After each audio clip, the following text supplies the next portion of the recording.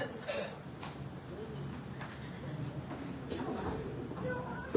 morning, everyone. Good morning po, church. Good morning! Good morning. Today is February 1, 2026. Yun. So, alam mo natin ngayon, buwan ng buwan ng pag-ibig. Yan. Pag-ibig sa nga po eh. So, malamig po ngayon. May kayakap po ba tayo ngayon? February.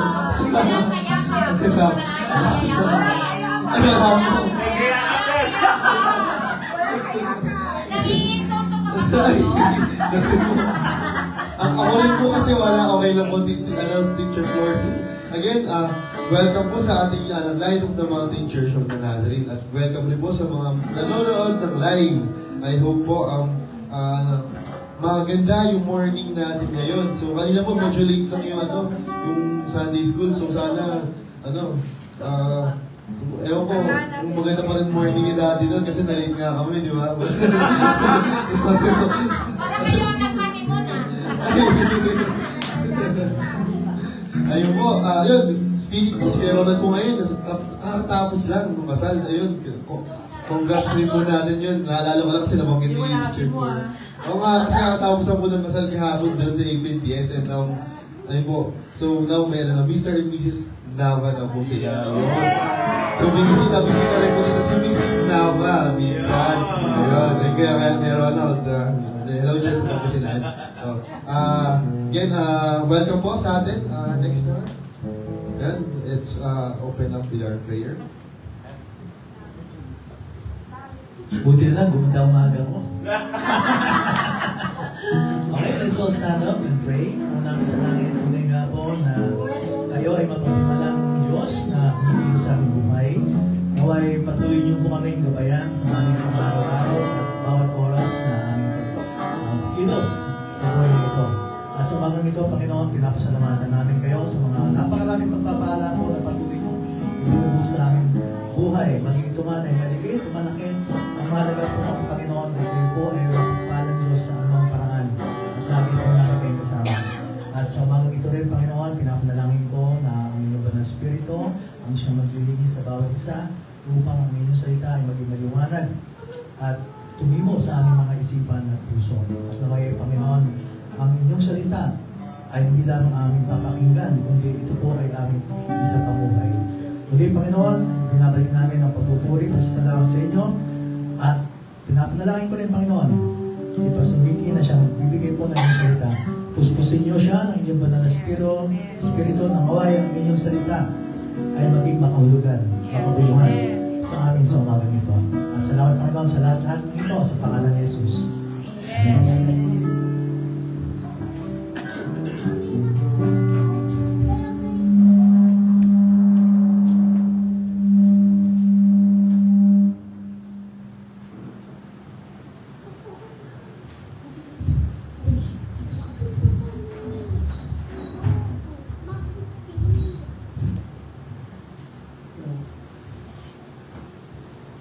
Parang hindi kumain Good morning! Good morning po. Good morning. Sana maging pan ako, maging tardy as energetic as Paul and then Pastor Ricky, pero I guess that's just how it goes. Anyway, good morning po. Good morning! Ayos yun. Alright. So, are you guys ready? Yes! So again, let's compensate yung mga natin, yung mga tawag dito, yung mga very mellow na natin na character natin. Tapos kantayin na lang natin to with the loudest voice that you can give. For the Lord. Amen!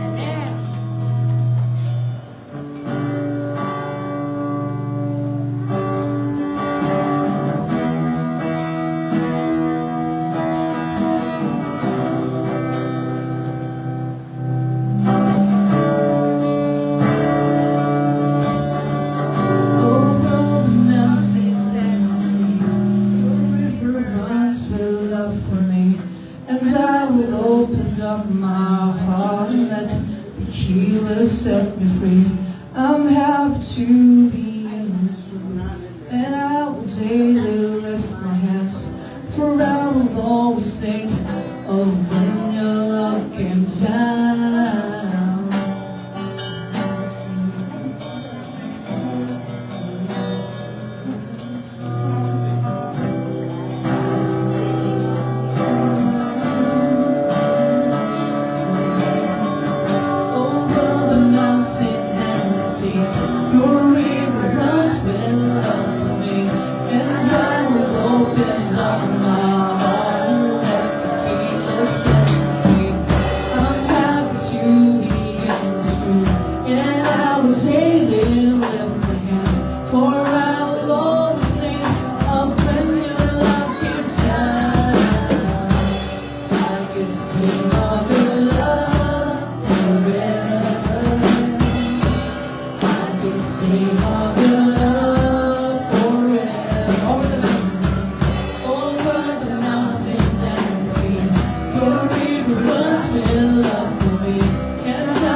opens up my heart and lets me listen.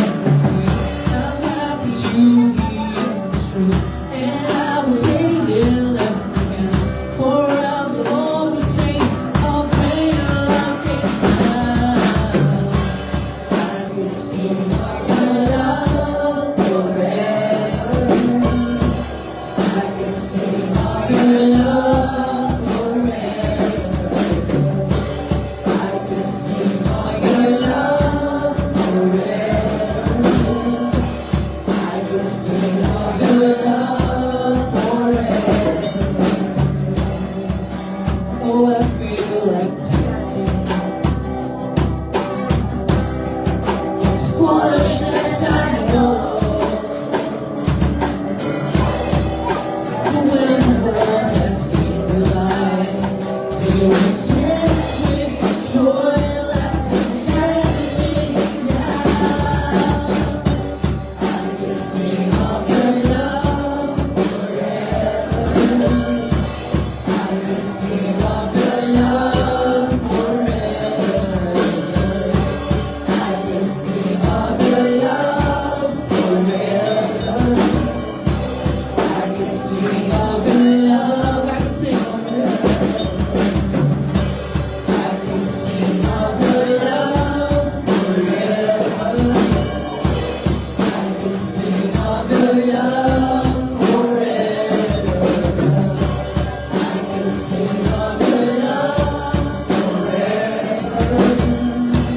I can sing of your love forever.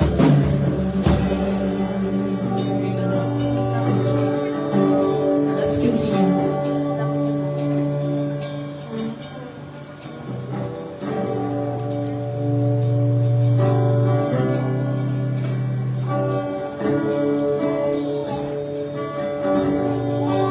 Di ba Feb ngayon? Yes, love. Okay, so as you may have noticed, yung love, sabi niya, love moves in mysterious ways. But this song tells us different. So Yeah. love is found in the cross. And Amen. if Amen. love is not found in the cross, I don't know where it is. Let's sing it.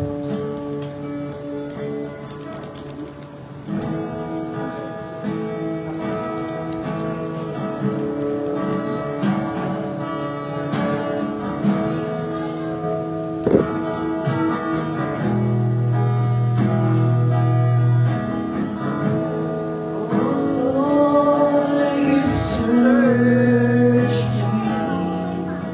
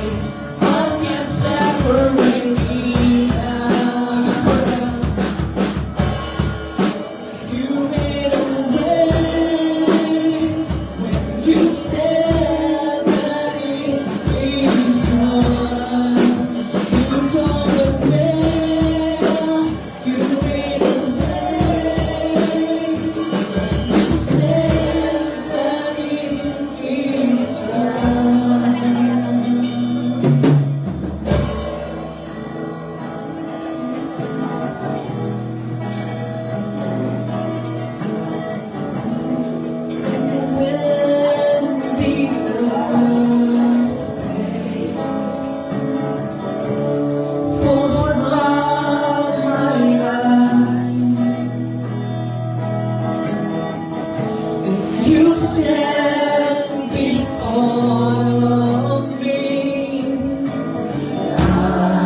Let's declare this. You love me. You love me. I just want to know my name. When your blood washing from me, there's no greater love than this. You have overcome the grave. No reveals the highest place. None can separate me. I never stop on my knees.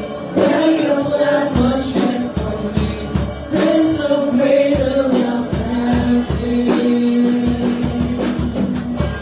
You have overcome the grave.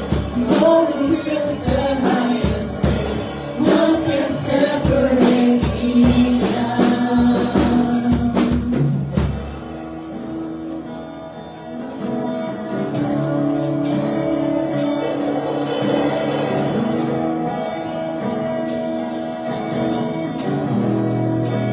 Let's be together.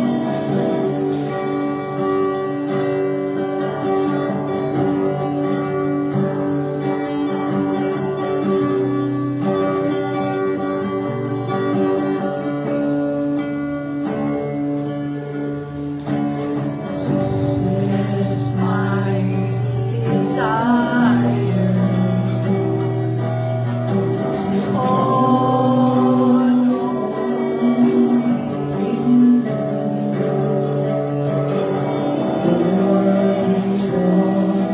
my heart worship you.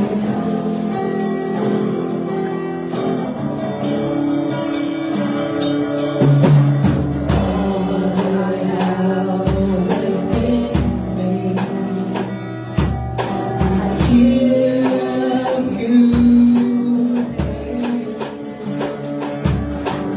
All that I adore is in you.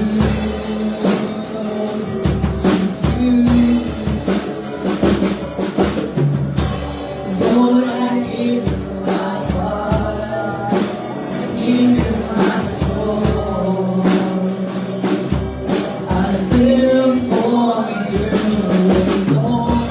Every breath that I take, every moment I'm awake. Lord, have your way. This is my desire.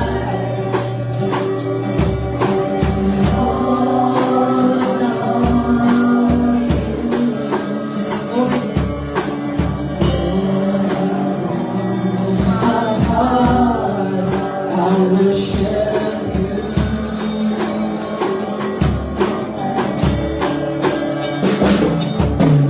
All I have within me, I give you praise. All that I adore is in you.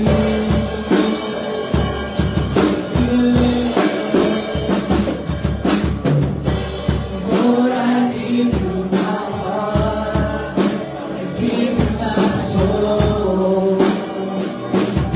I live for you, Lord. Every breath that I take, every moment I'm awake. Lord, have your way. Lord, I give you my heart, I give you my soul. I live for you, Lord. Every breath that I take, every moment I'm awake. Lord, have your way. Let's close our eyes and bow our heads. Lord, as we come to you in humility. Father, as the song says that we give our hearts and when we find the courage to do so. And when we find the courage to do so, that we let your Holy Spirit and let you take over, and that you may find us in the path that you wish us to go. This is our prayer. Amen. Amen.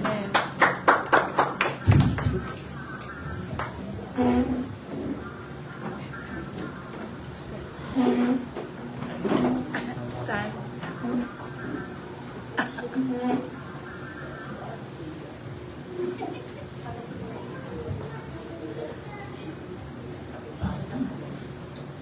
Good morning, church. Good morning.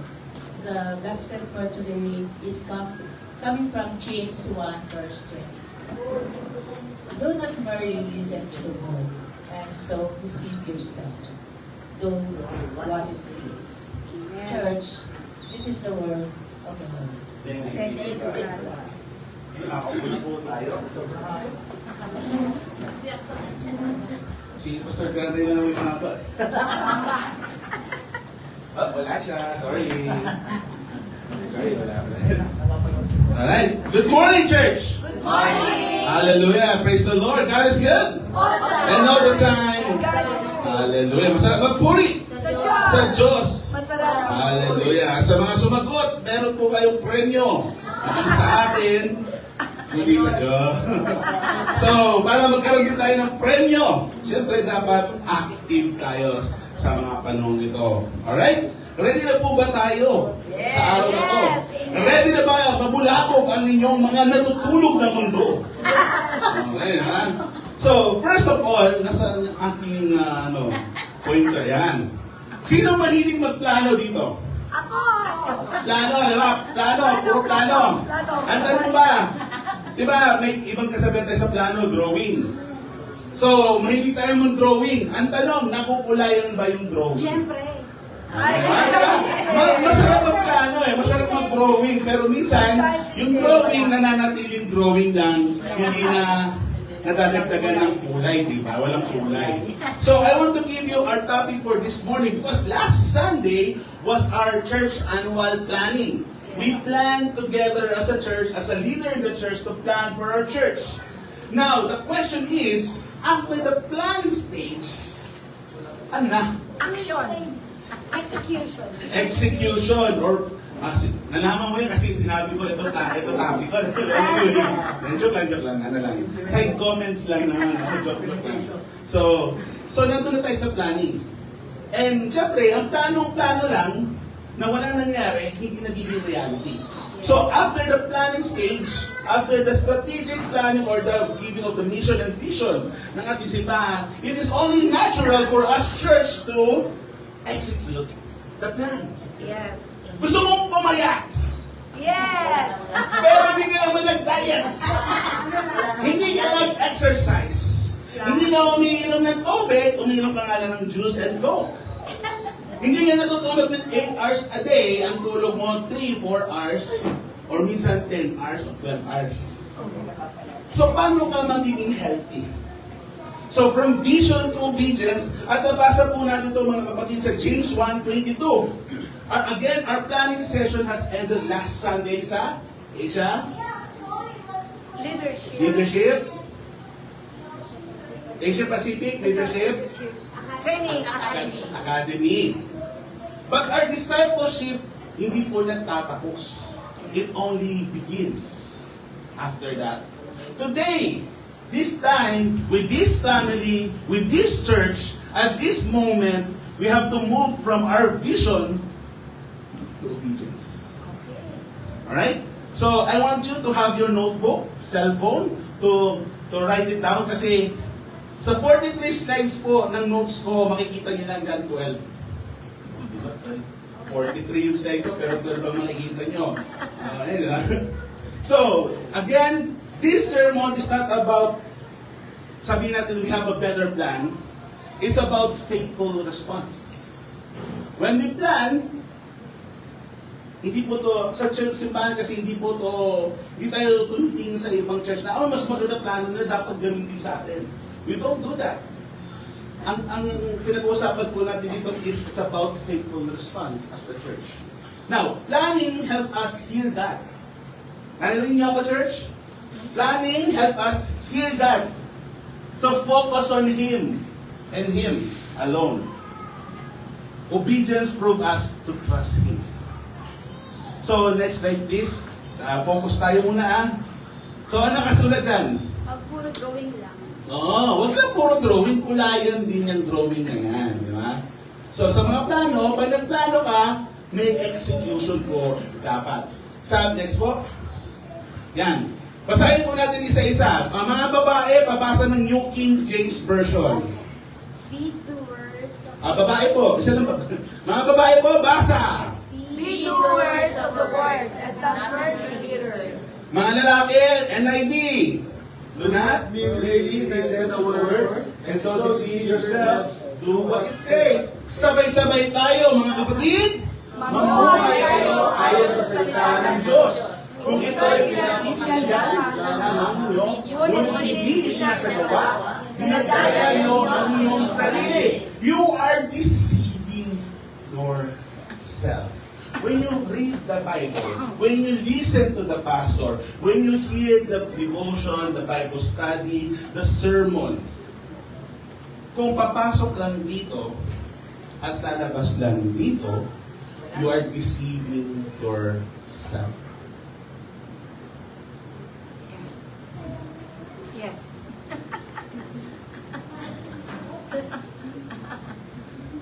Ang isang lesson na natutunan, pumasok dito, lumabas dito. Pumasok, narinig, inintindi, in-apply. Doon mo malalaman na intindihan mo ang lesson. Sabi ng teacher, okay class, for today's class is math. I'll teach you how to add. 2 plus 2 is equals to 4.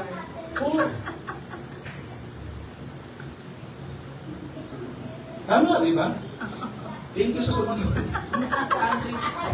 Nawala yung mathematics. 2 plus 2 is equals to 4. Pero pag hindi nyo in-express, in-internalize, in-habitualize, o in-execute yung natutunan nyo, wala lang yun. Hindi natin malalaman kung tama tayo or mali. So, sa Bible verse po natin mga kapatid, James is addressing believers. He was addressing believers. It means, ina-address tayo sa simbahan, hindi yung nasa labas ng simbahan. Hello? Yes. Yes. Sinabi ito sa mga tao na naniniwala sa Diyos. Hindi sa mga tao hindi naniniwala sa Diyos. Sabi ni James, it is for addressing for the believers, not outsiders. The issue is not ignorance, but self-deception. Thank you, Andre. I love you. Buti pa yung bata. Sabi nga, may kasabihan tayo, ignorance of the law excuses. No one. Ganon din po sa salita ng Diyos. If the issue is not ignorance, it's self-deception. Now, hearing God is necessary. Do you agree? To hear God is necessary for us believers. Yes. Kasi kung ikaw believer, hindi necessary sa'yo makinig sa Diyos. Ang napapakinggan ng sistema mo o ng mga satellite mo is, uy, alam mo ba yung kapitbahay mo? Oh, may problema po tayo. Masarap ang chismis. Tama? Yes. Alam niyo po ba, FYI, kung hindi niyo alam, ang babae, pag nakarinig ng chismis, kinakalat kagad. Ang lalaki, pag nakarinig ng chismis, hinohold. Until magtanong ka, anong gusto mong malaman? Yes. Diba? Ganun sila. Marunong ang lalaki ng chismis, pero hinohold namin yan. Hindi namin binubulgar. Ang problema mga kapatid, yung kung ang chismis mo nakakasira sa kapitbahay mo. Yes. Problema yun. Ang magandang chismis, yung sinashare yung gospel. Eh, pastor, hindi na chismis yun. Eh, yun ang uso na yun. Anyway, Planning help us to hear God. Planning help us to hear God. Obedience show that we trust and have faith in Him. Madali mo plano eh. Gusto kong maging mayaman at age 25. Makapangasawa ko ng gwapo ng macho, na mamahalin ako na, lala, sa 27. Magkaroon ako ng destination every year, every quarter, punta dito, punta doon. Sarap, yun ang buhay na gusto ko. Pero paano mo gagawin mga yun kung ikaw, uy, gising, ay, tulog pala. Natutulog natin mundo. Again, planning help us to hear God. But obedience to God shows that we have trust and faith in Him. Meaning, we can do the things that we need to do for the glory of the Lord. Let us pray. Gracious God, we thank you for this convenient grace that has guided our planning and opened our hearts. Lord Jesus, as we turn to your word, align our thoughts, shape our desire, and prepare us not only to hear, but also to obey. May your Spirit teach us the way of faithful discipleship. In Jesus' name we pray. Amen. Okay, punta tayo sa introduction.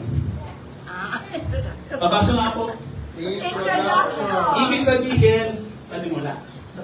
Magsisimula pa lang po tayo.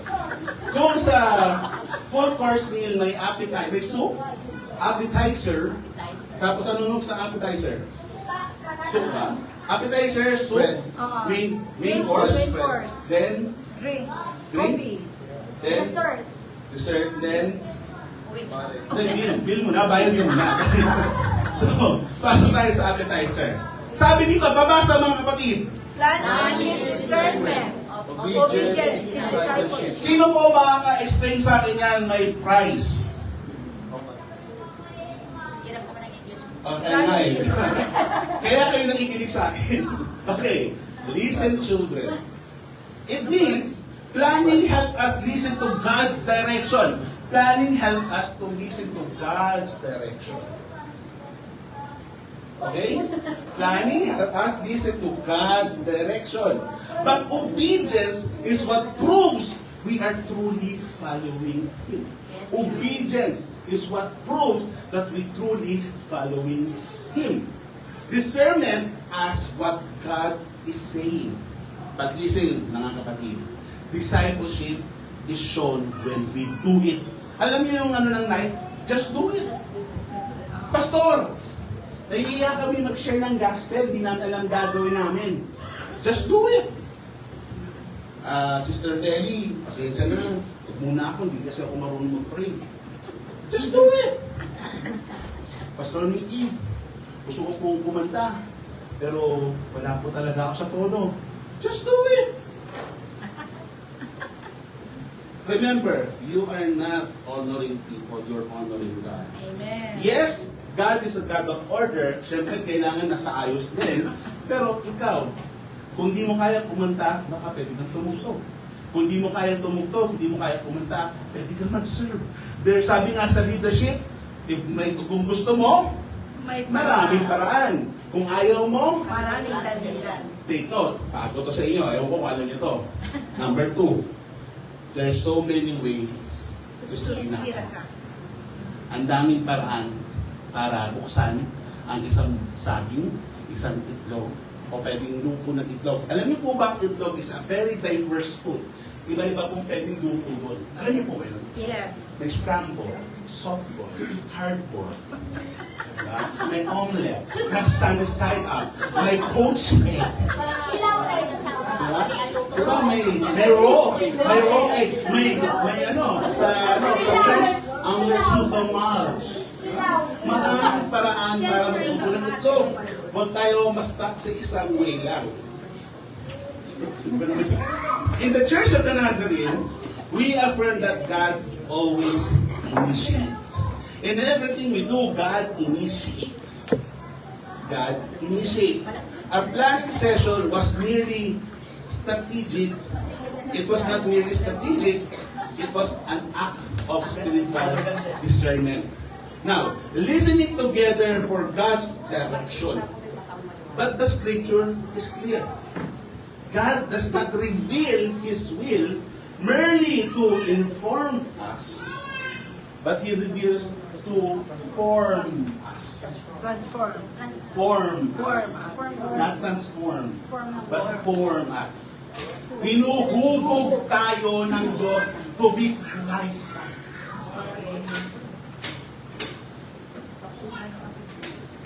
God does not reveal His will merely to inform us, but to form us. Planning help us see what God may be leading. Obedient is how we walk there. Again, ulitin ko, kailangan ulitin ito. Planning helps us see where God may be leading us. Because following God's direction, nakaganyan ka po eh. Alam niyo po ba yun? Kuya John, di ba? Ilang taon ka na, Kuya John? I forgot. I forgot. Basta senior. Sabihin natin senior. Pero tinawag siya ng Diyos mag-pursue in theological studies. Ano yun? Senior na ako, tapos mag-aaral ulit ako. Parang di ba? Yung faith mo eh. Faith na lang nagpapano sa'yo kung saan ka dadaan. Tama? Your finances. Kasi yun ang problema ng tao, pero eh. Tama? Yeah. Let's be real. Let's be honest. Yan ang problema natin tao, pera. Pera dito, pera doon, pera dyan, di ba? Pag marami kang pera, problemado rin. Pag konti pera mo, problemado rin. Pag sakto pera mo, problemado din. Hindi natin alam sa tempo. Yeah? Because money is that hindi ito nakakasatisfy. It's a trap. Kaya nga dapat you are above wealth. That's why our wealth we give to God. Si God ang bahala mag-bless na mag-multiply. Kung hahawakan natin ang pera natin, mamumultiply tayo. Yes. Remember, sabi sa James 1:22, it is possible to hear God clearly and still remain unchanged. Pwede na sa church ka, pwede nagpa-Bible study ka, pwede nagpa-prayer meeting ka, pwede ka nagta-tithes and offering, pwede ka may ministry, pwede ka leader, pwede ka pastor, pero walang pagbabago. Pwede ka maging Kristiyano, pero walang pagbabago. 10 years, 20 years, your whole life you're in the church, pero walang nagbago sa'yo. That's dangerous. May kwento ko. Next slide, please. May kwento ko. Ano po yung pastor? Okay, sige, kwento ko sa inyo yung kwento ko. May farmer in the field. This is the story. Listen carefully because babalik-balikan natin itong story na to. A farmer carefully studies the season. Instead, the soil, prepares tools, and choose the best seed. Sino yung mga naging plantita dito nung pandemic? Yan, yan. Natuto tayo bumili, ay, maganda tong pot na to, maganda tong soil na to. Nalaman ko na may long soil pala. Akala ko dati yung soil, basta mo pa, okay na yun. May long soil pala, may urea pala. Ano yung urea? Yun pala, pampaano ng fertilizer. Sabi ko, wala tayong pambili, Shell. Kunin mo yung mga dahon na uhulog dyan, gupit-gupitin natin yun ang gawin natin. Tapos yung mga itlog, yung ano ng itlog, ilagay mo dyan, yung mga prutas, kulay, ilagay mo dyan pang fertilizer. Coffee bean. Mga coffee ano, di ba? Yun yung mga ano, nagkatito-kantito, ano, di ba? Natuto mag-plants. Ito tayo paano mag-alaga ng plant. Now, sabi sa farmer dito, he marks the row and plants the plant schedules. Everything is ready. Yet until the seed enters the ground, the field remains unchanged. Yeah. This is our story as a church. Babalikan po natin yung story na yun mamaya. Now, remember, preparation is what? Important. Important, ano pa? Important, ano pa? Sige po, preparation is important, preparation is necessary, preparation is essential. Preparation is essential, but it is not yet the harvest. We can prepare very fully, pero hindi pa yung ending. Pwede ka mag-prepare, ito, bibili ko yung Lamborghini na tractor. Di ba? Lamborghini na... Alam niyo po ba, ang Lamborghini tractor po dati yun, bago naging kotse. Pwede kang bumili na high-tech, na hydroplanting. Pero kung hanggang plano lang yun, essential siya, but kahit bilhin mo yan, prepare ka, pag wala kang ginawa, hindi pa magkakaroon ng harvest because it's still unchanged. Now, farmer studies the season. Remember that he studies the season. He chooses the best seed. He prepares the soil. He sharpens his tool, prepares his tool. Yet nothing will grow until the seed enters the ground. Is the word of the Lord nandiyan na ba? Nalagay na ba yung binhi ng salita ng Diyos dyan sa buhay mo? Ulitin ko. The word of the Lord is like a seed. Diba? Maging fruitful ka. Naalala nyo? Fruit of the Spirit. When you become fruitful, nagkaroon ng si fig tree, si Jesus, walang makain, kinurse niya yung fig tree. As Christians, na lagyan na ng seed yung buhay mo. And the church, your family, your leader, your pastor, the Holy Spirit cultivates it so it may grow, sprout, then be fruitful. Siyempre, sagutin niyo na sa sarili niyan. Nandiyan na ba yung seed? Na-plant na ba? Is it growing? Are you fruitful? We will turn again sa story niya, kaya papalitan natin. So, pasok tayo sa point number 1. Pabasa nga po. Planning is a work of revealing grace, not the end of faith. Planning is steered by prevenient grace. Narinig natin sa Sunday school natin, narinig natin sa prayer meeting. And again, planning is steered by prevenient grace. Preparing our hearts before faith matures. It is not the end of the journey, but it's the beginning. Parang, nilaronan lang kahapon, di ba? Kinasal. Sarado yung chapter na yon, bumukas yung next chapter.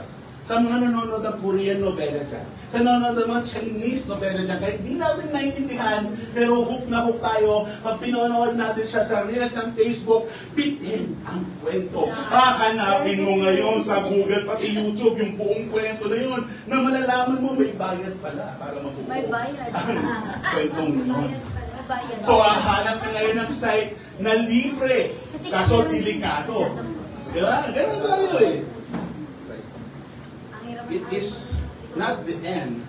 When you accept Jesus Christ as your personal Lord and Savior, brothers and sisters in Christ, it is not the end of the journey of faith. Actually, it is the beginning of your journey in faith. It will not be easy. Walang namang madali, tama? Kumita ng perang marangal, walang madali. Kung gusto mong kumita ng marami, Blood control. wala akong sinabi. Anyway, it is not the end of the road, it's the beginning. As God guides us, lead us even before we fully see the path. Hindi natin alam kung saan tayo pinapapunta ng Panginoon. Because pupunta ka dito, bigla kang pupunta doon, bigla kang iikot, babalik. Hindi natin maintindihan ang plano ng Panginoon. We can only have faith and trust in Him. That, sabi nga nila, your word, thy word is the Love. to my feet and to my path. We never know where we will be going as we follow Jesus. But brothers and sisters in Christ, even though we can fully trust Him, Amen. hindi man siguro natin magkaroon ng trust, fully trust sa tao, even sa pastor, even sa church. Minsan di natin mapagkatiwala ng fully, but you can fully trust the Lord. Because noon, ngayon, at magpakailanman, tunay at tapat po siya. Amen. Hindi siya nagbabago. Now, prevenient grace, it is guiding our first step. God's prevenient grace goes before us. That's prevenient grace. He goes before us. Bago ka pa pumunta doon sa lugar na yon, nandun na siya. Now, ikaw lang hihintayin niya if you will be obedient to Christ. It awakens our heart and enables us to respond to His call. Because kapatid, kung hindi mo alam, pinatawag ka ng Diyos. Pearl, Pearl, Pearl. Paulo. Andre. God is calling us to follow Him. But most of the time, Pastor Mickey, Pastor Mickey, Lord, Lord. Ay nga po, Lord. Pwede bang iba na? Hindi niyo po ba alam, ang pastor nahihirapan din sa pinatawag ng Panginoon? Hindi lang po, Pastor. Even the disciples, when they were called, kailan na si Jonah? Yeah. And the big whale. Di ba tinawag siya ng Panginoon? Ano ginawa niya? Tumakbo sa Tumakbo! Nagpakalayo. Si God, tinawag ka. Imagine mo, Jonah, go to Nineveh and preach the gospel. Diba, ikaw, matatakot ka doon kasi si Moses, burning bush, diba? Natakot. Pero alam mo, tao, kakaiba rin eh. Alam na nga may kakaiba, lumapit pa. Ano yun? Sa horror movie. Alam na naman ba kayo ng horror? May narinig ka lang nahulog yung pinggan. Ano yung tingnan mo? Tapos bigla, tatakbo bigla. Tapos mapasaksak lang pala ano, di ba? Di mo maintindihan tao eh. Pag sinabing bawal hawakan, gusto hawakan. Katulad yung post ng ating kapatid na don't look the last picture, blah, blah, blah. Bakit? Sabi ko, dahil sinabi niya, mas gusto ko tulintingan ngayon, ano nasa last picture ngayon? Alam pala. Diba? Anyway, now, this grace prepares the soil where true faith can grow. Now, alamin natin what is prevenient, what is grace, what is prevenient grace. Prevenient, meaning sa Webster Dictionary, coming before, preceding or anticipating. So, pwede mo sabihin, prevenient, paano ba gagawin yung sentence to? Kasi, ang ibig sabihin ng prevenient is anticipating, preceding, or coming before. While grace, in its own word, grace, sabi sa Webster, William Webster, the free and unmerited favor of God. Hindi po tayo karapat-dapat sa grasya nito, pero ibinigay po ito ng Panginoon sa atin. Alam niyo bakit? Alam niyo kung bakit? Bakit? Kasi mahal ka ng Diyos. Amen. Amen? Kung sasabihin mo, wala nagmamahal sa akin. Kapatid, yung nagmamahal sa'yo, ang Diyos, walang nga aking tingin sa akin. Tandaan mo, ang Diyos na akin. Sa'yo, hindi po nila ako maintindihan. Walang nagmamahal sa akin. Tandaan po natin, mahal ka ng Diyos. Kahit gaano ko pa kasama, kahit gaano ko pa mahulog kung saan yan, kahit gaano ko pa ma-fall, God is ready to forgive and love you and call Him or you His or her sons and daughter. Amen. Amen! Ganyan tayo kamahal ng Panginoon. Again, grace, the free and unmerited favor of God as manifested in the salvation of sinners and the bestowal of blessing. Kung titingnan nyo ang Bible, sino po ba nakabasa rin ng Bible? Okay, konti lang. Okay, nakabasa ng Bible. Ha? Nakabasa. Sunod, sa mga nakatayo, nakataas ang kamay, sino po nakatapos ng Bible? Wala. Ano na? Naumpisa na. Okay. Sa kwento, okay. FYI, at least in your lifetime, nabasa yun ng buo ang Bible. Importante po kasi yun. Importante kasi doon po malalaman kung paano mo lalabanan ang tentasyon. Kunyari, 1,000. Kaya yung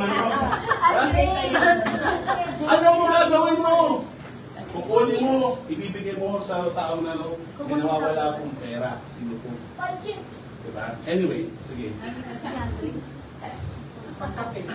Anyway, now, alam niyo kanta, remember M, remember E, put them together, remember? Me. Alam niyo, Ako na ba ganito katanda? Hindi ko ba alam yun? Inaasahan ko kayo mga senior eh. Remember M, remember E, put them together, remember? Me. Okay. Pasok tayo ngayon. Prevenient and grace, put them together. Prevenient grace. Parang apple. Ano yun? Anyway. Apple. Anyway. Prevenient grace. The divine. Ito, nag-iba. Nag-iba, pero similar pa rin. Pero naiba yung, pero same, pa rin, understanding or foundation pa rin. Sabi sa prevenient grace, the divine, enabling grace that precede human decision, preparing hearts to respond to the gospel and allowing individual to accept or reject salvation. In Latin, ang tawag dito is prevenire, which means to come. Now, balik tayo sa planning is a work of prevenient grace at the end of faith. Sabi sa Proverbs 16:3, commit your work to the Lord, and your plans will succeed or be established. In the Wesleyan Nazarene theology, prevenient grace teaches that God is already at work before we respond. God is already at work before we respond. And God steers the desire to plan. God invites discernment. God guides holy conversation. Our planning was not accidental. Hindi po aksidente nagkaroon ng planning ang simbahan. It was grace at work. Yes. Amen. Prevenient grace awakens us. Kung ikaw ay natutulog, gising, gising. Kalitin ko, prevenient, ang pag-gising ko nito is spiritual na gising. Kasi nandito ka ngayon, gumaganon sa akin, pero di mo naiintindihan ng minasabi mo. Gumaganon ka. Pero gumanon sila, ganon na rin po ako. Kaya, it is to awaken us, church. Sabi nga sa kanta ng Wolfgang, natutulog nating mundo. Tulog tayo na gising. Gising tayo na tulog. Gutom tayo na busog. Busog tayo na gutom. Diba? Ano ba rin siya nun? Di ko rin po alam. Balik tayo sa lesson. It does not complete the journey. It awakens us, but it does not complete the journey. Now, balik tayo sa kwento natin sa farmer. Naalala niyo yung kwento ng farmer? Balik na tayo? Farmer. Yeah. The farmer studies season, prepares the soil, and chooses the best seed. Through preparation is wise and necessary. It alone does not produce the fruit for harvest. Preparation. It does not produce the fruit for harvest. Now, a church can have a clear mission and vision statement. Pwede tayo may clear vision and mission statement. Alam natin ang gagawin. We can have an organized ministry na wow, lalalo. Polido, apaldo sa ministry. We can have well-written plans, well-written ministries, and still, remember this, listen church, and still fail to move if grace is not met with obedience. Yeah. Amen. Pwede tayo magkaroon napakagandang plano, pero pag walang obedience, walang kwenta lahat. So the key insight here is preparation honors God, obedience follow God. Ulitin ko lang po preparation honors God, but obedience follows God. Now, naalam na natin yung preventive grace. To remember, God initiates before we respond. God guides the planning process. Planning itself is a gift of grace. Prevenient grace invites. It does not replace obedience. Prevenient grace invites. It does not replace obedience. Prevenient grace invites. It does not replace obedience. Okay? Yes. The field is ready. The field is ready. Sabi nga, the harvest is plenty, but the workers are few. It is ready for harvest na eh. Pero sa atin, in our term, sa panahon ito, the field is ready. But empty. It's ready. But it's empty. Nobody's breathing. Planning can reflect prevenient grace, God's work, before we respond. It awakens discernment but does not complete the journey. Without obedience, preparation bears no fruit at all. Grace opened the door, but it never forced us to walk through it. Point number 2. Mabasa. Hearing without obedience leads to spiritual self-deception. Hearing without obedience leads to spiritual self-deception. Wow. Wow, wow, wow. Listening to God's word without acting invites self-dilulu. Ano yung self-dilulu? Sinangal ng dilulu. Gen Alpha term yun. Dilulu, delusional. Listening to God's word without acting. Listening to God's word without acting, or di mo pinamumuhay. You don't practice what you preach. You don't walk the talk. Sinasabi mo, God is good, God is good, God is good. Pag nagkaroon ng problema, bakit naman Lord ganun? Sasabihin na, love your enemy, love your friends, love your neighbor, pero self-centered tayo. Paano yun? As Christians, we are here to help one another. We are blessed to help one another. You are there at a purpose to help one another.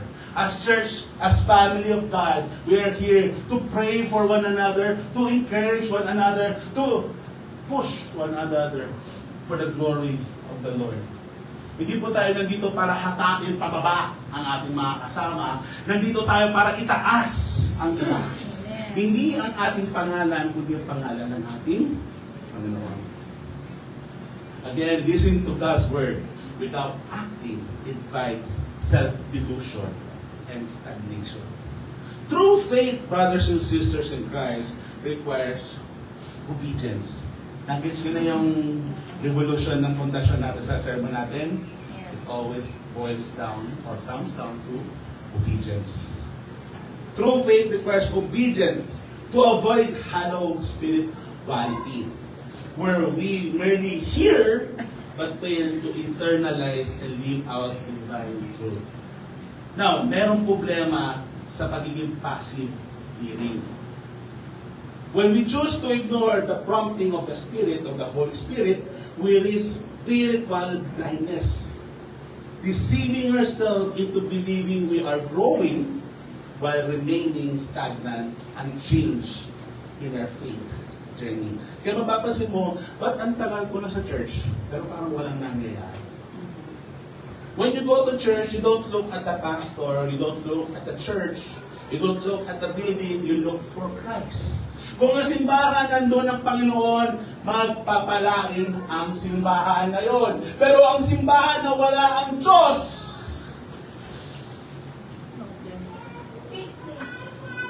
same place na.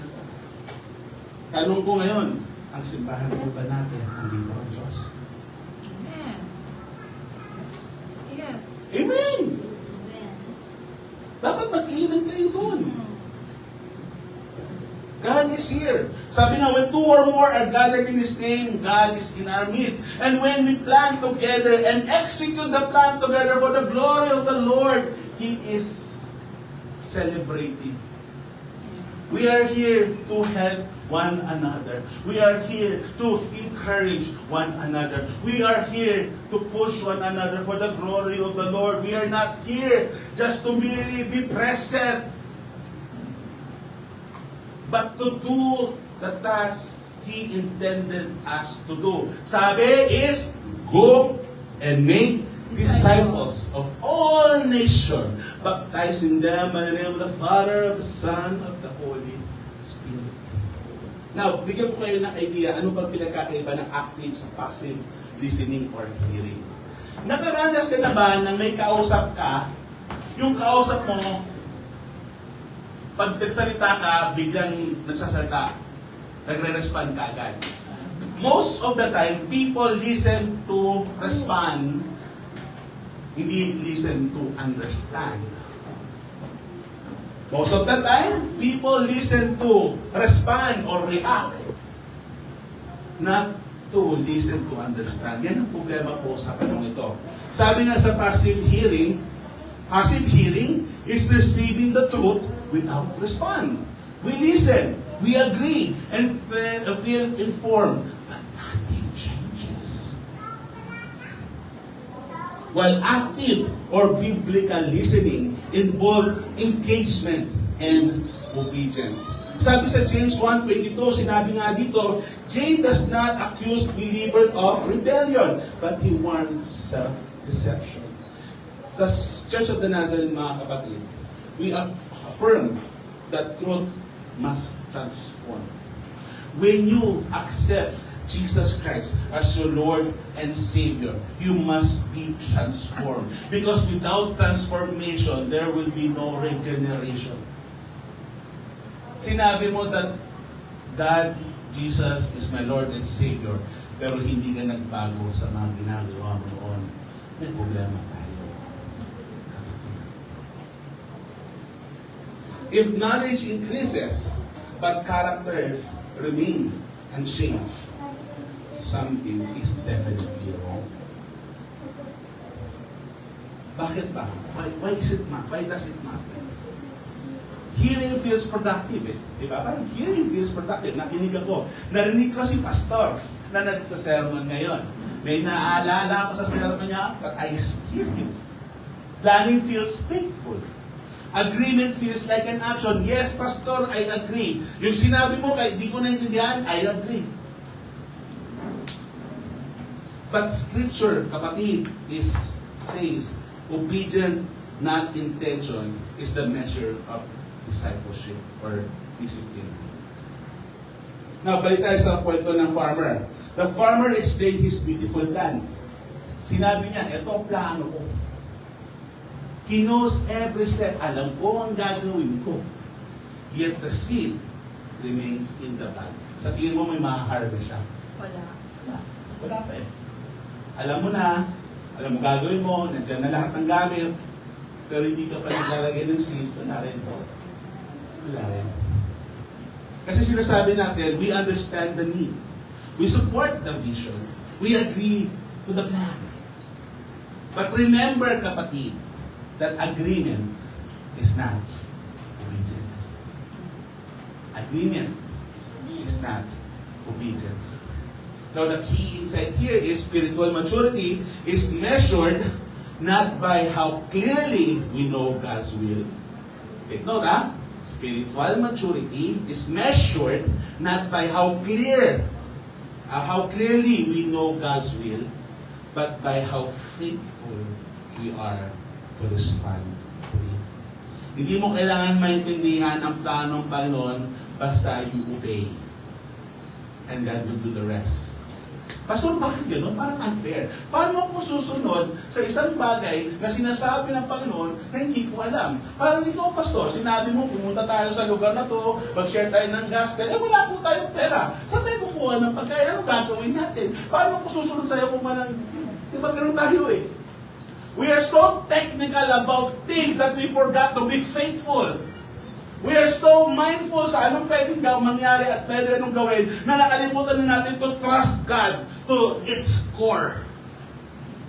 We are so, masyado tayong believe sa ating sarili na nakalimutan na natin, hindi sarili natin dapat ang nakikita o hindi ang Diyos.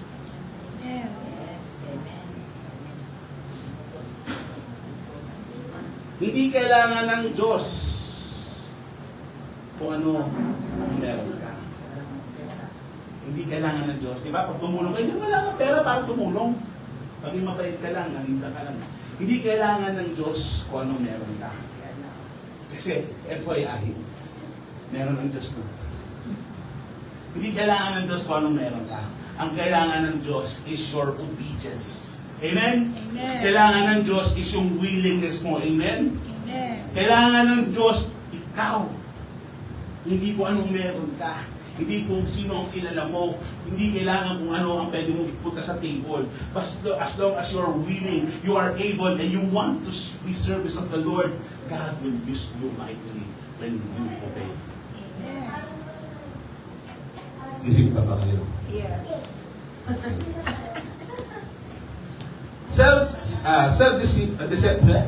Self-deception is, alam niyo po ba ang self-deception is subtle? Subtle ba tamang pronounce? Subtle. Bakit kasi B? Alam mo, may ng English, subtle yun eh. May B. Subtle. Wala namang B doon sa subtle.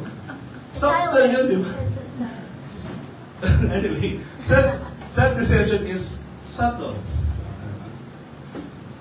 Hindi mo malalaman yan. Katulad ng self-righteousness.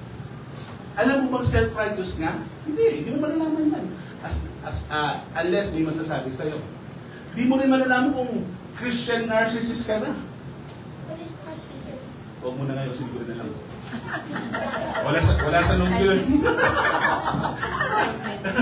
Anyway, mamaya pa explain sa'yo. Hindi mo malalaman Christian narcissist ka na eh. Walang makakalam mo, hindi mo malalaman yun unless someone tells you. That's why I'm very happy sa kapatid ko si Angelo. Na once meron akong mali, sinasabihan niya ako. Correct ko. Sabi sa Bible, as iron sharpens another iron, so does a brother in Christ sharpens one another. Siguro ang mabuti lang sa akin, ina-accept ko, no? Pinuhat yung pang ko eh. Hindi na ako humble. Anyway, kasi usually we disagree. We don't want to be corrected. Di ba? We don't want to be corrected. Sino ka para mag-correct sa akin? But remember, God correct us daily. Yes. Amen. Ang tanong, ina-accept mo ba yung correction? Again, self-deception is subtle. And we confuse sometimes agreement with obedience. We confuse planning with faithfulness. Katulad ito, example. Plano tayo, DBBS. Okay, church, this summer may DBBS tayo, kailangan natin ng tao.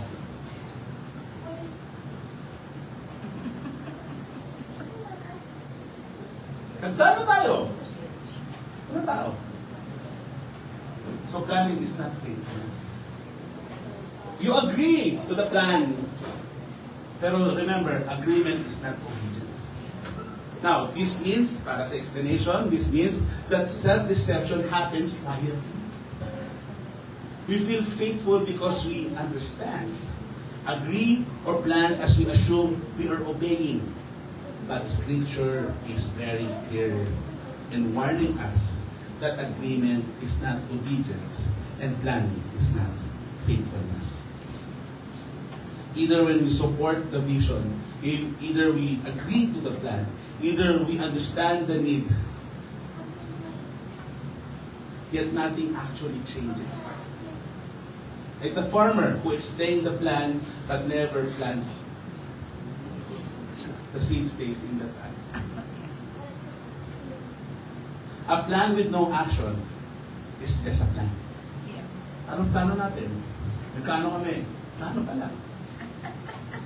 But a plan with action or executed becomes reality. Yes. Balik tayo sa pagpapayat. Plano kong pumayat ulit this year kasi from 140 kilo na 106 ako last 2 years ago. Laki na nawala. Kaso dahil sa injury, tumaba ulit. Plano kong pumayat ulit.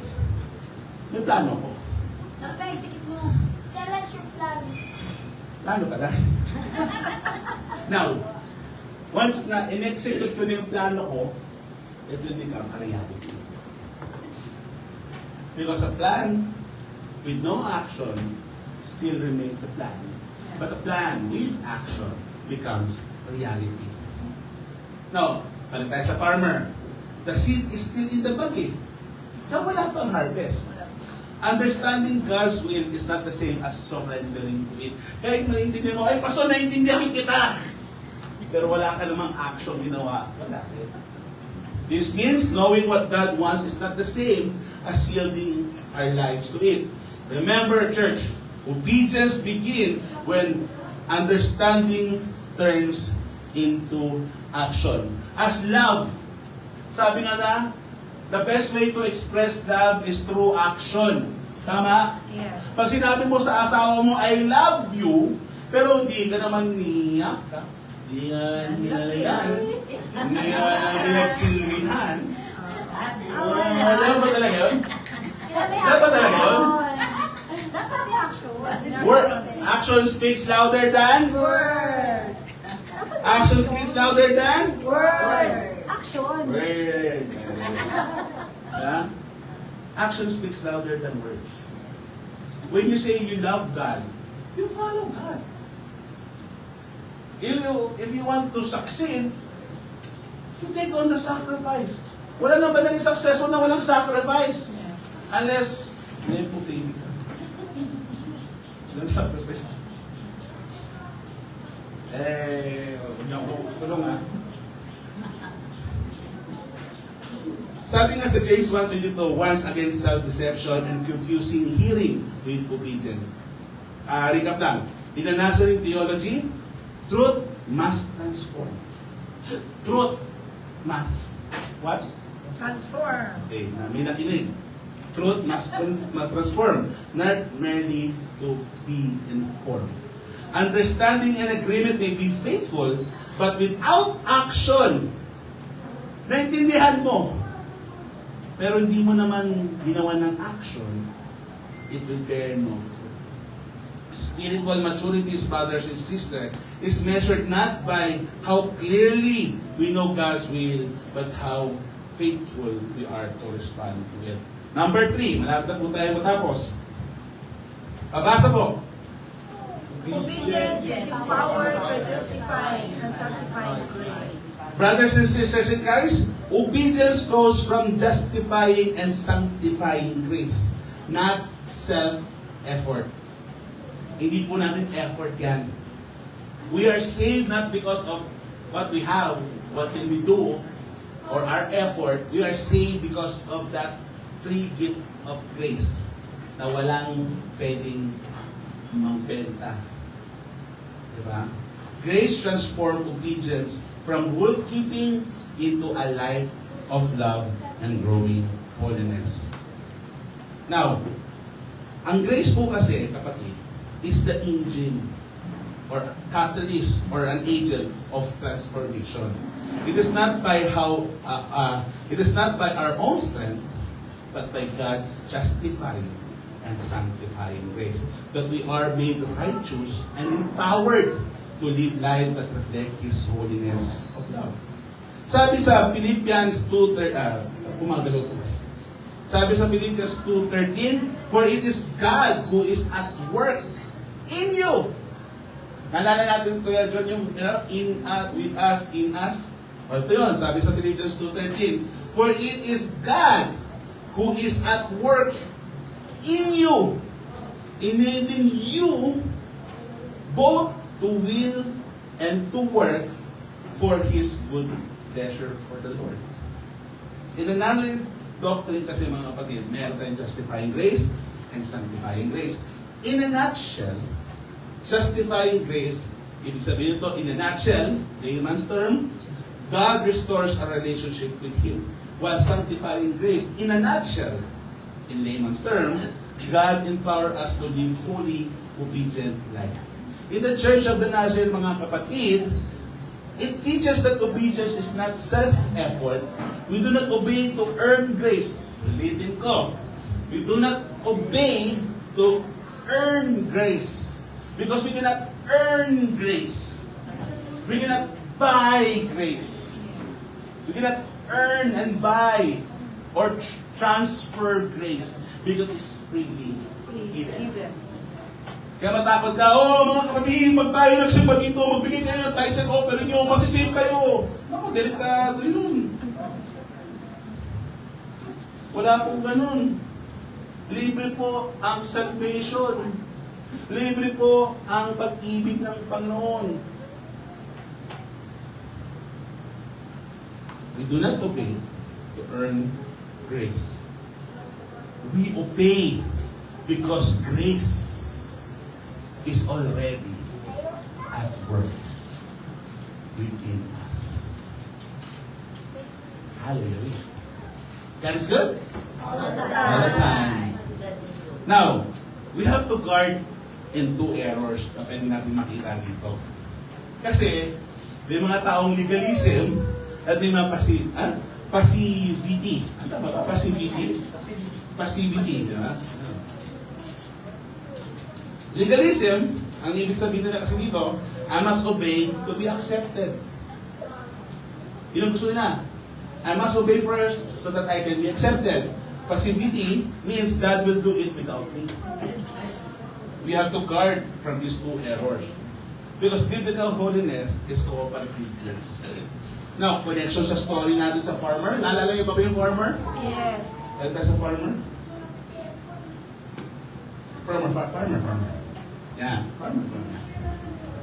The farmer plants the seed. Uy, nag-plant na siya. He cannot force growth, but he participates faithfully. So tayo, when we plant the seed of salvation, the word of the Lord to another people or another person, hindi mo pwedeng madaliin. Hindi mo pwedeng madaliin. Kasi, kung mamadaliin mo, it will be unnatural. Let faith do its work.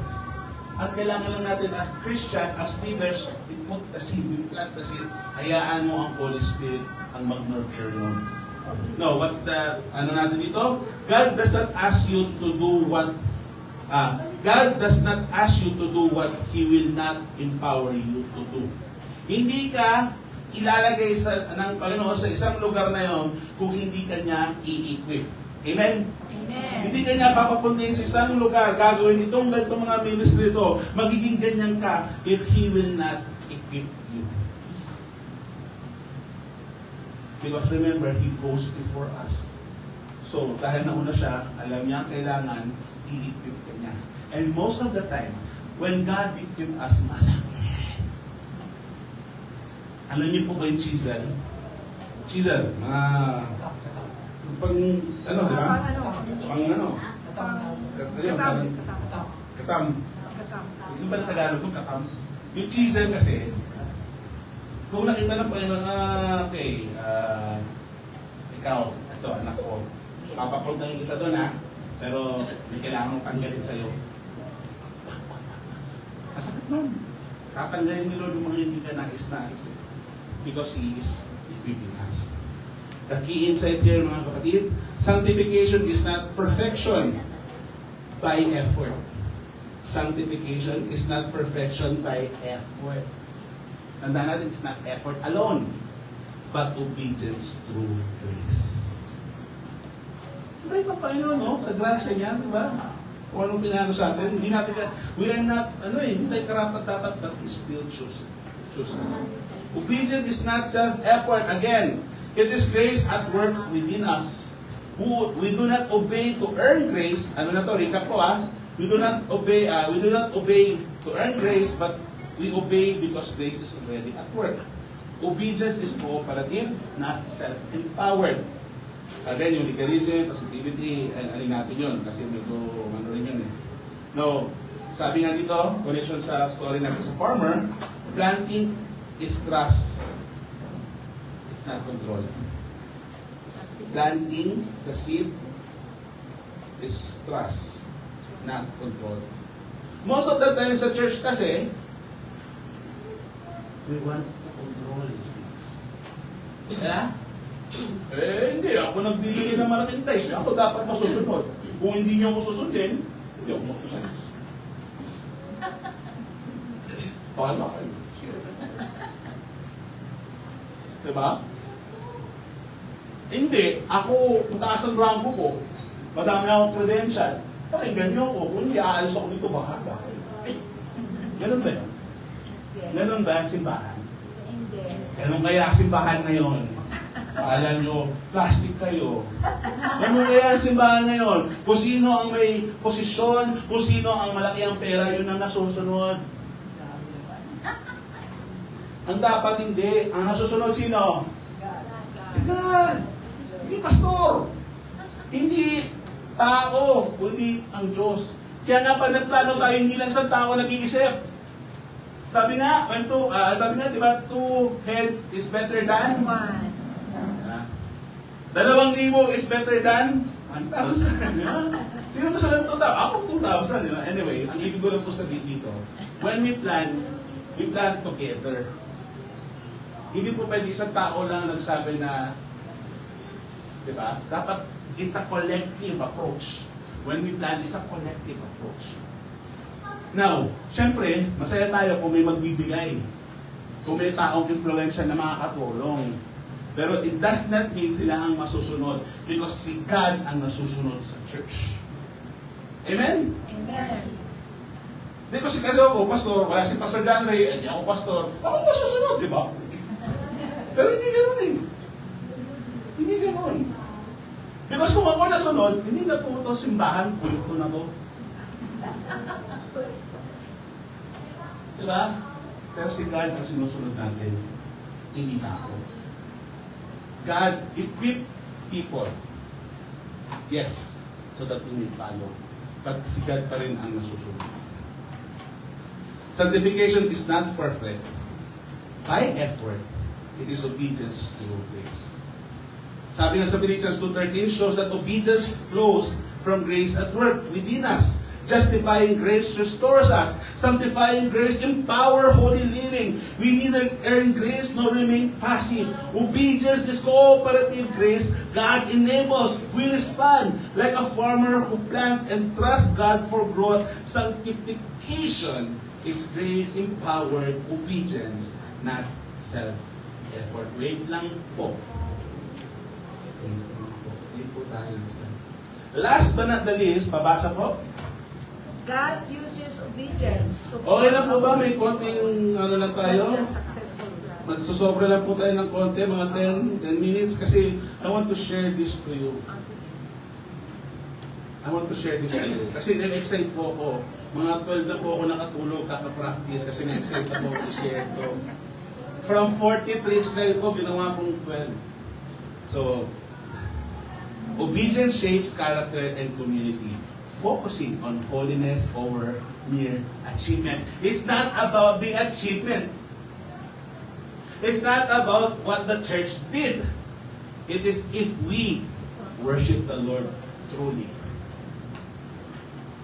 Aanoyin natin yung ang dami nating... Nakita niyo ba ito?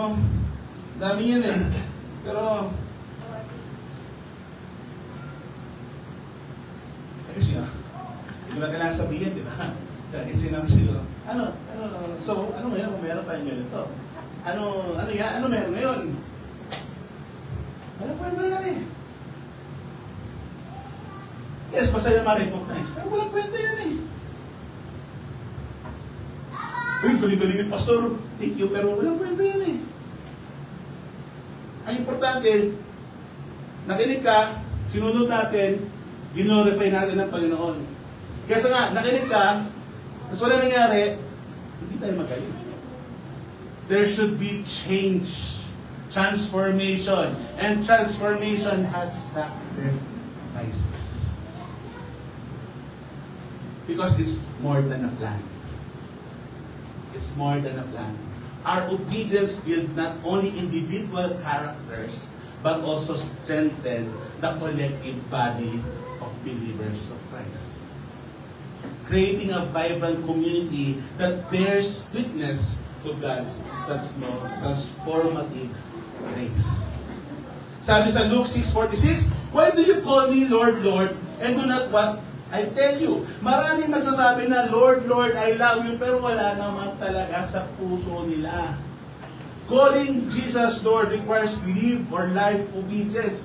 Sinunod mo siya. Maraming tao nagsasabi, "I love you, Lord," but truly do you love God? Because if you truly love God, you will love your neighbor. Sino yung neighbor mo? The weak, the sick, the lost, the problematic, yung naliligaw, yung homeless, yung widow, yung yung bata na walang orphans. We should love them. Do we love them? O do we love ourselves so much na bahala na si Batman? Kasi si Batman ang pupunta namin. Diba? I'm sorry, church. I don't want to sugarcoat my sermon, but we need to hear it. We need to hear it because we are stagnant. Tulog po tayo, mga kapatid. Tulog tayo. Spiritually, we are sleeping. We need to wake up. We need to wake up. I'm sorry, but I need to tell it to you honestly. We are sleeping. And once we wake up, God will do mighty. Ready na. Ready na yung lupa. Nandiyan na yung mga gamit. We're waiting. The seed has been planted. We're only waiting to be fruitful. In the Nazarene doctrines, entire sanctification as living obedience. Holiness is not merely internal, it is entire sanctification lived daily through loving obedience. Now, God's primary concern is not how impressive our plan looks. God's primary concern is not how ambitious our goals are. God's primary concern is not how many our plaques has. God's primary concern is who are we becoming as we obey together. Sabi nga sa kanta, we're all in this together, hand in hand. High School Musical, wala? No? Okay, konti lang. Thank you. Salamat sa mga nakaintindi. Thank you. Ang hirap din patawanin. Anyway, ang kwento kasi ng balik tayo sa story ng farmer. The farmer returns daily to water. The farmer returns daily to protect. The farmer returns daily waiting that a harvest comes gradually. But it will come. Naalala ko, nung nag-alaga ko ng farm, 6 months po ako nasa farm, nagbantay, nagbukay, nagtanim, nagdilig, naghanap ng tahi ng baka, kalabaw, para ilagay sa mga puno, para fertilizer, nagbukay, marami akong natutunan. 6 months, nasunog ako. Tumaba lalo ako doon. Kasi kain na ng kain tulog after ng Pero, ang ibig ko sabihin ko dito, is we daily pumupunta po kami yan. Araw-araw ko pumupunta for 6 months. Monday to Friday, pumupunta kami para alagaan. Bantayan yung mga tao. From 8 a.m., nandun na ako, alis ako mga 6, 7 p.m. Bago ko sinabi yun, kasi ganun talaga tayo sa ministry. Inaalagaan po natin ang bawat isa. Hindi po si pastor lang ang gumagalaw. Lahat po tayo dapat gumalaw. Hindi po dapat kung sino lang yung marunong gumalaw, dapat gumagalaw kahit di marunong. Kasi matututo ka, kasi ma-equip ka, may experience mo yun, gagaling ka rin, matututo ka rin, at this time ikaw na yung nag-lead. Nag-start po tayo sa lahat, nag-start tayo lahat sa walang alam. Alam niyo po yun? Yes. Nag-start tayo sa walang alam. Pero dahil we took the first step, we took the initiative, natuto po tayo at narunong tayo, kaya tayo nagtuturo na rin. The first step is always the harvest. At dahil dito natuto tayo maging patient, we learn how to be humble, we depend on God, and we love people. The key insight here is, God is more committed to shaping a holy people than the building an efficient organization. God is more committed to shaping a holy people than building an efficient organization. Again, holiness is not only internal, it is lived through loving obedience. God is shaping people, not just programs. God is more interested in who we are becoming than how impressive our plans look. So, food for thought. Ito pa, patapos na po tayo. I want you to picture it, take notes, tapos pagbulay-bulayan niyo po itong tanong na to para magkaroon tayo ng sariling pag-iisip kung nasaan na ba ako sa journey ko, sa relationship ko sa Panginoon. where has God already made His will clear, but I have delayed responding. Am I trusting God's grace to empower obedience or relying on my own strength? What small step of obedience is God asking me now, not later? How might God be using obedience in shape my character? And all of this said and done, remember this word. Delayed obedience is still disobedience. There is, punta po tayo sa conclusion. For our conclusion, brothers and sisters, pasensya na kung medyo, pero 45 minutes pa lang po ako. Late lang tayo start. So for our conclusion, ang ano ko lang po dito is from paper to practice, from planning to reality, from drawing to colored drawing. Planning is biblical, discernment is necessary, but obedience is where faith becomes visible. Sabi nga dito sa nakita kong quote, God's will is not revealed so that we can admire it. God's will is revealed so that we can live it.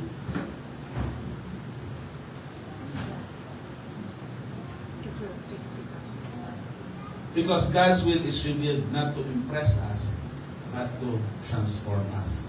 Now, the question is no longer do we have a plan? Because we have a plan. Tama? We have a plan. Nagplano tayo throughout the years. So, hindi natin question na ngayon kung do we have a plan.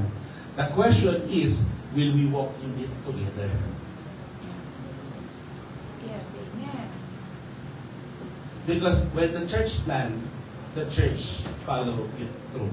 Hindi lang po selected people, hindi lang po sila, hindi lang po kami, hindi lang po tayo, hindi lahat tayo. So mga kapatid, as we end our sermon this morning, may I encourage each and every one of us not just to listen, but to be obedient. Let's pray. In the name of the Father, the Son, of the Holy Spirit, the Holy God, what you have begun among us, bring to completion. Empower us by your sanctifying grace to live what you have revealed. Guard us from good intention without obedience, and form us into a people who love you fully and serve you fully. Lord Jesus, may our life declare that Jesus is Lord. We pray this through Christ our Savior.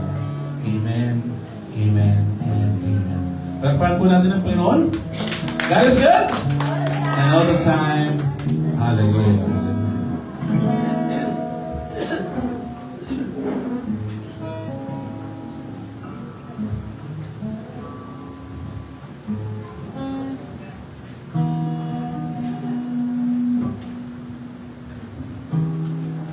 Magandang umaga po sa ating lahat.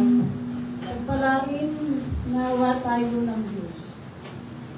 Ang bawat isa ay magbigay ayon sa pinansya ng kanyang puso, sapagkat iniibig ng Diyos ang nagbibigay ng masaya.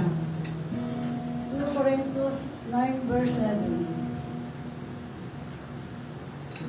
Ang pagbibigay po ng ikapu at handog ay isang anyo ng ating pagsamba at pasasalamat sa Diyos na tapat na nagkakaloob sa atin.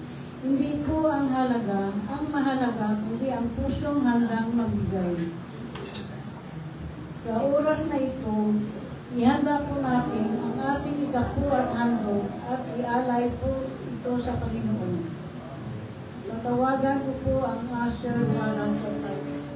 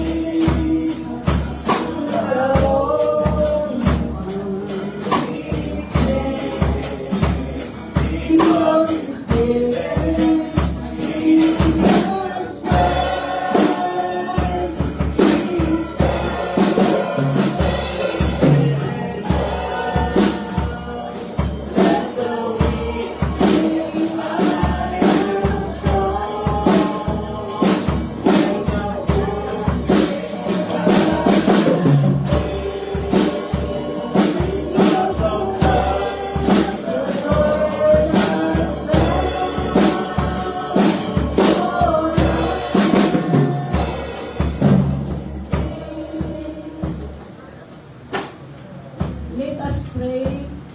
Ama namin, Diyos, salamat po sa lahat ng biyayang mula sa iyo. Tinatanggap mo nawa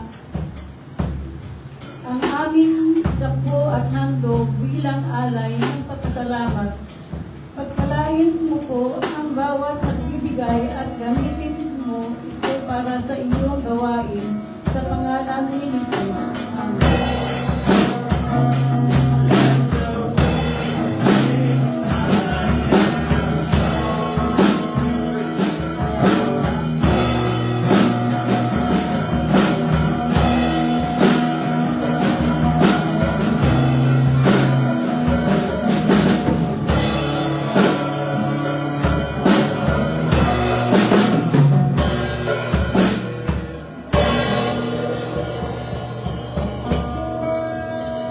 Dapat naman po tayo sa ating upcoming events.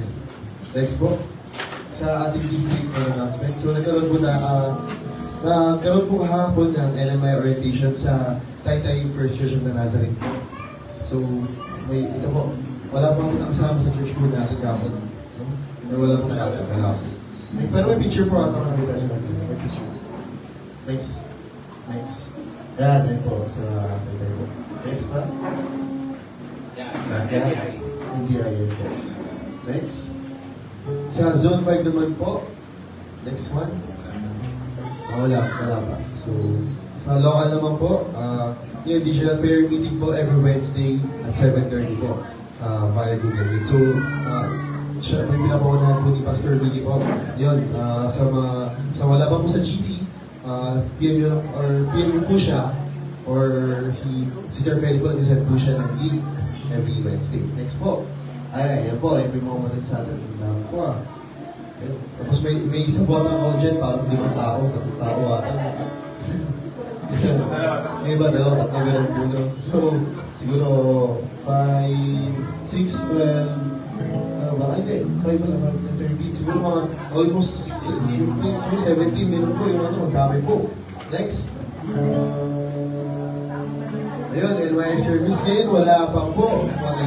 Siguro po next Sunday, ang ano po natin.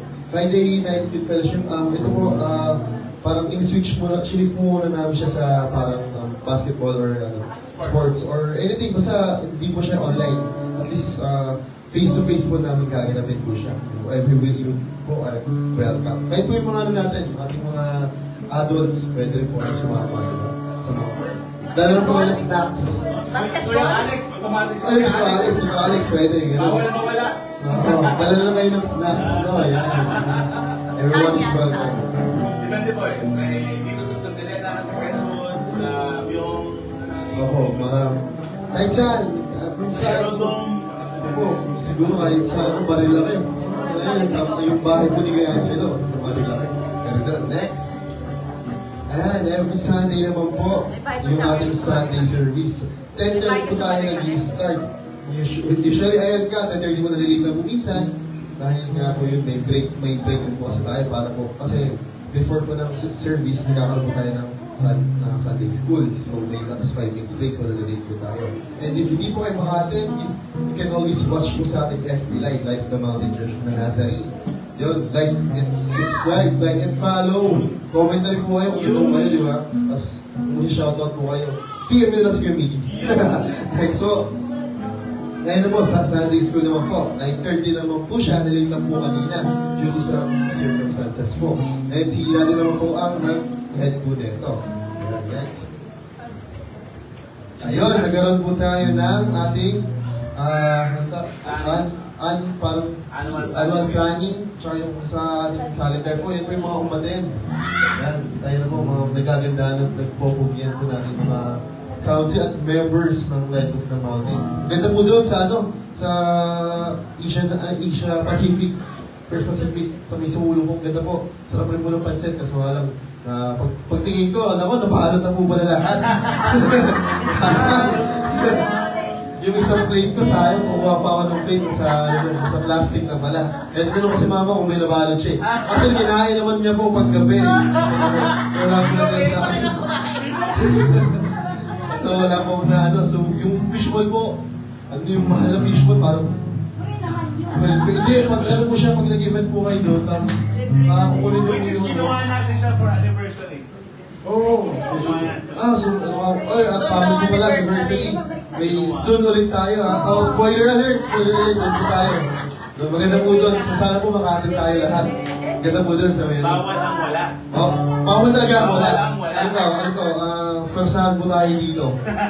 Joke lang po. Next. Ayan, means opportunities. Mo, don't just go to church, but be the church. Yun, sabi nga po ni Pastor Mili kanina, yung willingness po natin, yung mag-serve kay Lord. Kahit siguro wala tayong talent. Ako wala akong talent, pero makapal ang mukha ko. Nandito ako, di ba? So, pwede po kayo ganyan sa mga gusto nyo naman po matuto, skills, yan, pwede natin i-develop yan. So, willing lang po tayo magpagamit kay Lord. Yes po. Happy birthday naman sa ating mga celebrants na sila. Next. Next. Sumobra. Yan, February na, matapos sa si Kuya Angelo. Nasa select na wala. Ano lang, parang may mga celebrants sa atin ng January. Magpapaalala pa lang, no? Hindi pa nag-aaral. Kaya nga, so siguro pwede natin gawin sa February, no? Pinakain na kayo, ha? Ayun lang. Sobra na kayo. Iwan mo yung dito. Saan din pinakain? Hindi sa church. Ayan, balik po tayo sa ating mga celebrants. Yan, nandito pa mo si Ate Leng, tsaka si Alisa, tsaka si Ate Chris po, ang mga birthday nila. So siguro next, natama natin. Dapat kung hindi ako nag-announce, parang hindi ako manta sa mga sana. Ako kakanta tuloy. Okay, ano tayo? To you. Happy birthday to you. Happy birthday, happy birthday, happy birthday to you.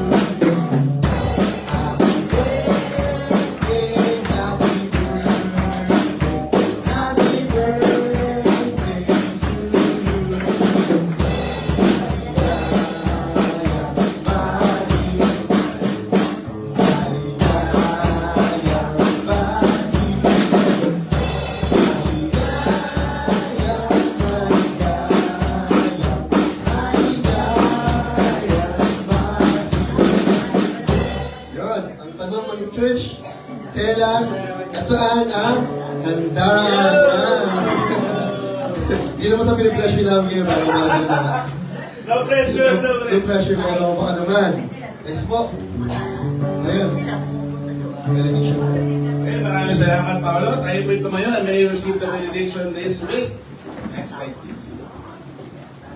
May the God who speak truth to our heart give us grace not only to hear His words, but to live it.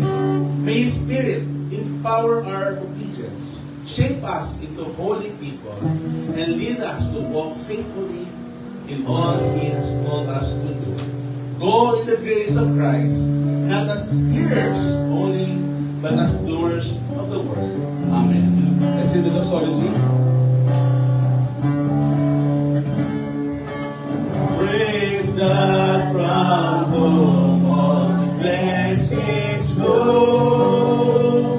Praise Him, all creatures here below.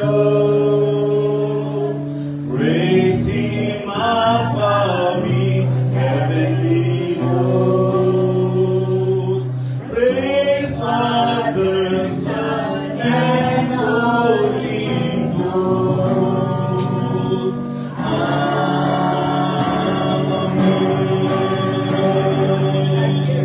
Tayo po'y magkamayan, magkwentuhan, at sama-sama po tayo kumanta para sa Panginoon.